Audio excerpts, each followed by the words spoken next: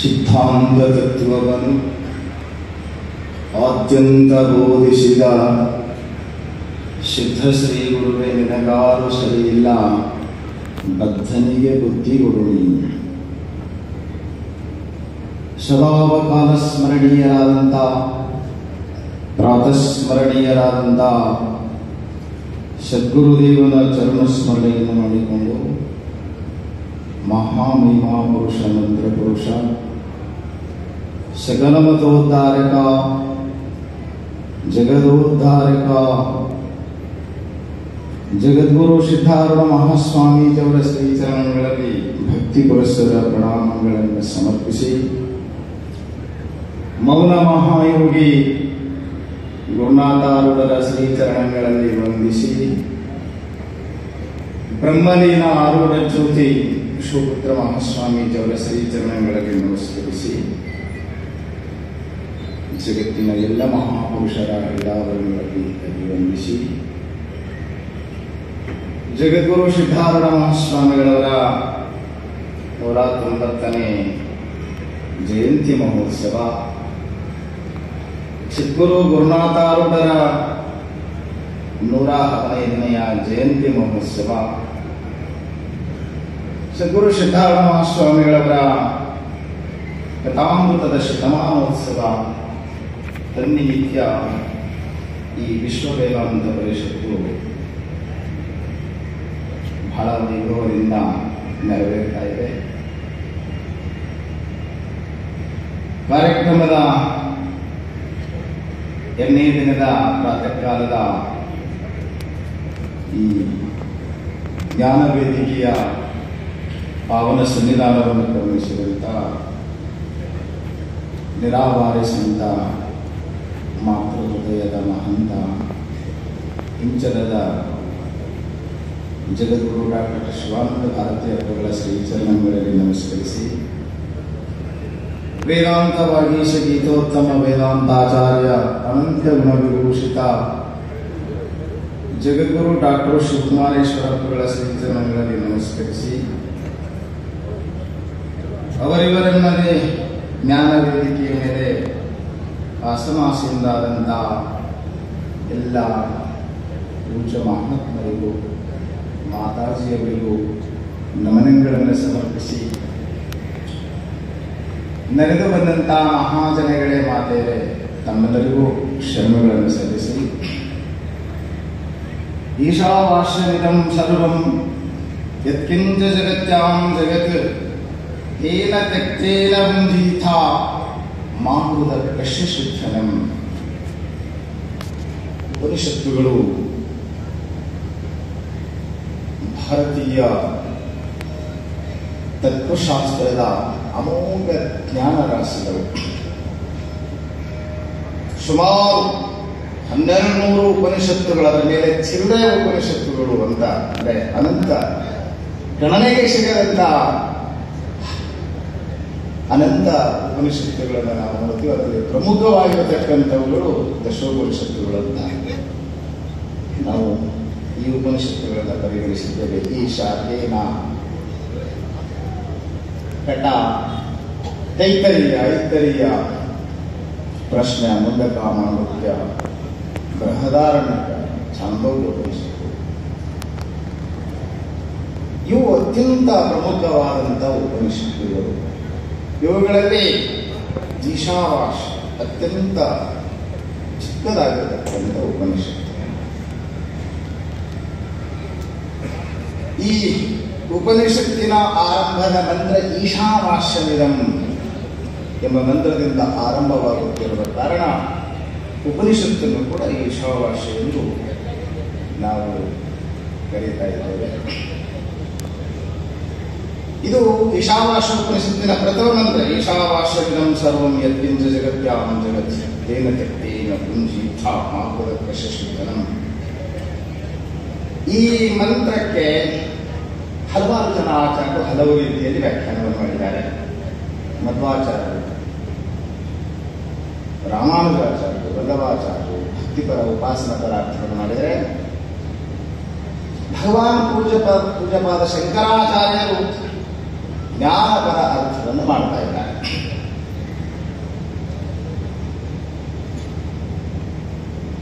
ಯತ್ಕಿಂಚ ಜಗತ್ಯಾಂ ಜಗತ್ ಇದಂ ಸರ್ವಂ ಈಶಾ ಆವಾಶ್ಯಂ. ಇದು ಎಂದು ತೋರಿ ಬರುವ ಈ ಜಗತ್ತಿನಲ್ಲಿ ಚರ ಅಚರ ಸ್ಥಿರ ಜಂಗಮ ಏನೇನು ತೋರುತ್ತಾ ಇದೆಯೋ ಅದೆಲ್ಲವನ್ನು ಈಶ್ವರನಿಂದ ಆಚ್ಛಾದಿಸಬೇಕು, ಮುಚ್ಚಿ ಹಾಕಬೇಕು. ಹೀಗೆ ಸರ್ವತ್ರ ಈಶ್ವರನನ್ನ ಆಚ್ಛಾದಿಸುವ ಮೂಲಕ ತೇನ ಮುಂಚೀತ ಇದೆಲ್ಲವನ್ನ ತ್ಯಾಗ ಮಾಡುವುದರ ಮೂಲಕ ಮುಂಚೀತ ಇದನ್ನ ನೀನು ರಕ್ಷಣೆ ಮಾಡ್ಕೋಬೇಕು. ಮುಂಚಿತ ಅಂದ್ರೆ ಭೋಗಿಸಬೇಕು ಎಂಬ ಅರ್ಥ ಅಲ್ಲ. ಮಾಡುವುದ ಕಶ್ಯ ಶುದ್ಧನಂ, ಎಲ್ಲ ಸಂಪತ್ತು ಯಾರು? ಇಷ್ಟು ಸುಮ್ಮನೆ ಶಬ್ದಶಃ ಅಲ್ಲ, ಅದರ ವಿಶೇಷ ವ್ಯಾಖ್ಯಾನ ಸ್ವಲ್ಪ ಸಮಯದ ಕೊರತೆ ಇರ್ತದೆ. ಜಗತ್ತೆಲ್ಲವೂ ಈಶ್ವರನಿಂದ ಆಚ್ಛಾದಿಸಬೇಕು, ಹೊದಿಸಬೇಕು. ಈ ಟೇಬಲ್ ಅರಿವಿಯಿಂದ ಮುಚ್ಚಿ ಹಾಕಲ್ಲ. ಹಾಗೆ ಪ್ರಪಂಚವನ್ನ ಪರಮಾತ್ಮನಿಂದ ಮುಚ್ಚಿ ಹಾಕಲ್ಪಡಬೇಕು. ಈ ಅರಿವಿ ತಗೊಂಡು ಈ ವಸ್ತುವನ್ನ ಮುಚ್ಚಿ ಹಾಕಲಿಕ್ಕೆ ಬರುತ್ತದೆ. ಪರಮಾತ್ಮ ತಗೊಂಡು ಜಗತ್ತನ್ನ ಹ್ಯಾಂಗ್ ಮುಚ್ಚಿ ಹಾಕಬೇಕು? ಈ ಸಮಸ್ಯೆ ಅನ್ನಿಸ್ತದೆ. ಅದಕ್ಕೆ ಬಹಳ ಚಂದ ವ್ಯಾಖ್ಯಾನ ಮಾಡಿದ್ರು. ಈಗ ಅನಂತ ಆಭರಣಗಳ ಜ್ಯುವೆಲರಿ ಶಾಪ್ ಹೋಗಿ ನೀವು ನಾನಾ ನಮೂನೆ ಬಂಗಾರದ ಆಭರಣಗಳ ಒಳ್ಳ ಹಾಕೋದು, ಹೆಂಗ ಹಾಕೋದು, ಅನಂತ ಆಭರಣಗಳು ಬೇರೆ ಬೇರೆ ಹೆಸರಿನಿಂದ ನಾವು ಗುರುತಿಸ್ತೇವನ್ನೆಲ್ಲ. ಆ ಎಲ್ಲ ಆಭರಣಗಳ ಸಾಮಾನುಗಳುಂಟೋ ಅವೆಲ್ಲವನ್ನು ಬಂಗಾರದಿಂದ ಮುಚ್ಚಲ್ಪಡಬೇಕು. ಅಂದ್ರೆ ಹೆಂಗೆ ಮುಚ್ಚೋದು? ಅಂದ್ರೆ ಅವೆಲ್ಲವೂ ಬಂಗಾರವಾಗಿ ಕಾಣುವುದು. ಅಂದ್ರೆ ಬಂಗಾರವಾಗಿ ಎಲ್ಲವೂ ತೋರಿ ಬರಬೇಕು ಅಂತಂದ್ರೆ ಆ ನಾಮರೂಪವನ್ನ ತೆಗೆದು ಹಾಕಿಬಿಟ್ರೆ ಸಾಕು, ಅವೆಲ್ಲವೂ ಬಂಗಾರ ರೂಪವಾಗಿಯೇ ತೋರಿ ಬರುತ್ತವೆ. ಅಂದ್ರೆ ಈ ನಾಮರೂಪ ದೃಷ್ಟಿ ಐತಲ್ಲ, ಅದನ್ನ ನೇತಿಗಳಿದಾಗ ಪ್ರಪಂಚದಲ್ಲಿ ತೋರಿ ಬರ್ತೇನೆ. ಉದಾಹರಣೆಯನ್ನು ಹೇಳಿದ ಮಡಿಕೆ, ಕುಡಿಕೆ ಅನಂತ ಮಣ್ಣಿನ ಪದಾರ್ಥಗಳಾಗಿ ನಾವು ನಾಮರೂಪದಿಂದ ನೋಡಿದಾಗ ಮಡಿಕೆ ಬೇರೆ, ಗಡಿಗೆ ಬೇರೆ, ಇತ್ಯಾದಿ ಇತ್ಯಾದಿ ಎಲ್ಲವೂ ಭಿನ್ನ ಭಿನ್ನವಾಗಿ ಬೇರೆ ಬೇರೆಯಾಗಿ ತೋರಿ ಬರುತ್ತವೆ. ಅದೆಲ್ಲವೂ ಅವೆಲ್ಲ ಪದಾರ್ಥಗಳು ಮಣ್ಣಿನಿಂದ ಮುಚ್ಚಬೇಕು ಅಂದ್ರೆ ಅದಕ್ಕರ್ತಿದೆ.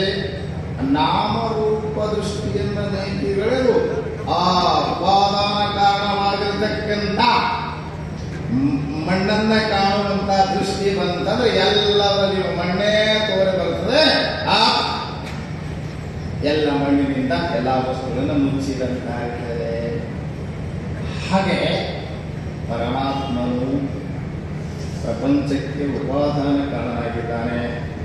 ಆ ಉಪಾದಾನ ಕಾರಣ ನಾನಾನಂದೇ ಇಲ್ಲಿ ಅಭಿನ್ನ ನಿತ್ಯೋಪಾದಾನ ಕಾರಣ, ವಿಭಕ್ತ ರೂಪದಿಂದ ಉಪಾದಾನ ಕಾರಣ. ಹೀಗೆಲ್ಲ ಯಾಕೆ ಹೇಳಬೇಕು? ಕಿರಿಕಿರಿ, ಅಷ್ಟೆಲ್ಲ ಕಿರಿಕಿರಿ. ಅವು ನಮ್ಮ ತರ ಇರು, ನಿಮ್ಮ ತರ ಹಾಕೋದು ಬೇಡ.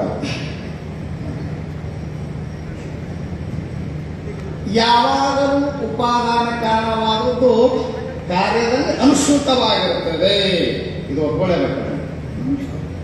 ಪರಮಾತ್ಮನು ಈ ಜಗತ್ತಿಗೆ ಉಪಾದಾನ ಕಾರಣ ಆಗಿರೋದ್ರಿಂದ ಎಲ್ಲದರಲ್ಲಿಯೂ ಅವನು ತುಂಬಿಕೊಂಡಿದ್ದಾನೆ. ಛಂದೋಪನಿಷತ್ತಿನ ಒಂದು ಬಹಳ ಅಪರೂಪದ ದೃಷ್ಟಾಂತ ಇದಕ್ಕೆ. ಶ್ವೇತಕೇತು ಅನಂತ ಉದಾಹರಣೆಗಳನ್ನು ಹೇಳ್ತಾ ಬಂದಿದ್ದಾರೆ. ಅದರಲ್ಲಿ ನನಗೆ ಬಹಳ ಈ ಪ್ರಸಂಗವನ್ನು ವಿವರಿಸಲಿಕ್ಕೆ ಬಹಳ ಇಷ್ಟವಾದಂತಹ ಒಂದು ಉದಾಹರಣೆ ಅಂದರೆ, ಉದ್ದಾಲಕರು ಶ್ವೇತಕೇತುವಿಗೆ ಹೇಳ್ತಾರೆ. ಶ್ವೇತಕೇತು ಕೇಳ್ತಾನೆ, ಪರಮಾತ್ಮನ ಉಪಾದಾನ ಕಾರಣನಾಗಿದ್ದಾನೆ, ಜಗತ್ತಿನ ಎಲ್ಲೆಲ್ಲೂ ಅವನೇ ತುಂಬಿಕೊಂಡಿದ್ದಾನೆ ಅಂತ ಹೇಳ್ತಾರೆ. ನನಗೆ ಪ್ರಪಂಚ ಬಿಟ್ಟರೆ ಪರಮಾತ್ಮ ಕಂಡು ಬರ್ತಾನೆ ಇಲ್ಲ. ಹಾಗೆ ನಾವು ಈ ಪ್ರಪಂಚಕ್ಕೆ ಉಪಾದಾನ ಕಾರಣವಾದಂತಹ ಪರಮಾತ್ಮನು ಪ್ರಪಂಚದಲ್ಲಿ ಎಲ್ಲೆಡೆಯಲ್ಲೂ ತುಂಬಿಕೊಂಡಿದ್ದಾನೆ ಅನ್ನುವುದನ್ನು ಹೆಂಗೆ ಕಾಣಬೇಕು ಎಂಬ ಶ್ವೇತಕೇತುವಿನ ಪ್ರಶ್ನೆಗೆ ಬಹಳ ಅಪರೂಪದ ಒಂದು ಉದಾಹರಣೆಯನ್ನ ಉಪನಿಷತ್ತು ಹೇಳಿದೆ. ಬಹಳ ಚಂದನೆಯ ಕಥೆ. ಉದ್ದಾಲಕರು ಶ್ವೇತಕೇತುವಿಗೆ ಹೇಳಿದರಂತೆ, ಏನು, ಒಂದು ಪಾತ್ರೆಯಲ್ಲಿ ನೀರು ತುಂಬಿಕೊಣಬಾ.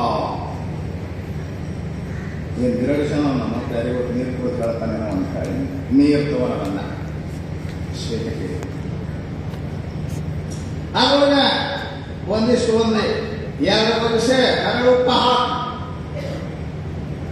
ಉಪ್ಪು ಹಾಕ ಶ್ವೇತಕೇತು. ನಾಳೆ ಹೇಳ್ತಾನೆ. ಮರುದಿವಸ ಬಂದ ಮಗ ಶಿಷ್ಯ ಶ್ವೇತಕೇತು. ಉದ್ದಾಲಕರು ಶ್ವೇತಕೇತು ಹೇಳಿದಂತ, ನಿನ್ನೆ ಈ ಪಾತ್ರೆಯ ನೀರಿನೊಳಗ ಹರಳುಪ್ಪ ಹಾಕಿದ್ದಲ್ಲ, ಅವನ ಹರಳು ತೆಗಿ ಬೇಯಿಸ್ಕೊಡ್ತಾನ. ಉಪ್ಪ ನೀರಿನೊಳಗೆ ಬೆರೆತು ಹೋಗಿದೆ. ನಾವು ಹುಡುಕಾಡದ ಅದೇನು ಸಿಗ್ತದ್ರಿ.